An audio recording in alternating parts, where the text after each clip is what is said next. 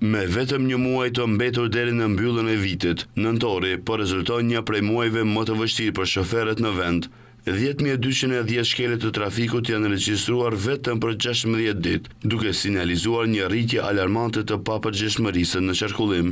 Ndërkaq, siç njoftojnë nga Ministria e Punëve të Brendshme, policia ka shpresuar kontrollet, ndërsa 55 shoferë janë privuar nga liria, pasi ata janë të akuzuar për drejtim të pakujdesshëm sipas nenit 297A të Kodit Penal.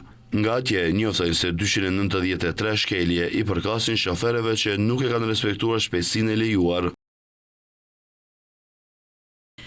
55 persona janë privuar nga liria për drejtim të pakujdesshëm të mjetit motorik, nga të cilët 37 për drejtim në ndikimin e alkoolit, 1 për drejtim në drejtim të ndaluar, 11 për drejtim me shpejtësi më të madhe se e lejuara në vendbanim, 6 për drejtim me shpejtësi më të madhe se e lejuara jashtë vendbanimit.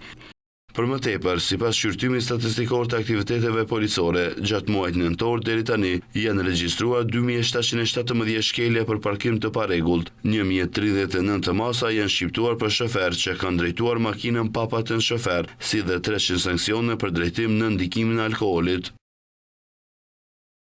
Sipas dispozitave të ligjit për sigurinë në komunikacionin rrugor, janë sankcionuar 42 shoferë të motocikletave për mosmbajtje të helmetës mbrojtëse, si dhe janë sankcionuar 282 këmbësor dhe 4 drejtues të trotineteve elektrik. Po ashtu, janë sankcionuar edhe 546 pjesëmarrës në trafik që nuk kanë përdorur rripën e sigurimit. Sipas ligjit për automjete, nga MPB sqarojnë se 252 automjete janë menjanuar nga trafiku për shkak se ishin të paregjistruara dhe 55 për shkak të parregullsive teknike. Ata informojnë se janë sankcionuar gjithashtu 52 shoferë për mosplotësimin e kushteve të përshkruara në lidhje me errësimin e xhamave të automjeteve.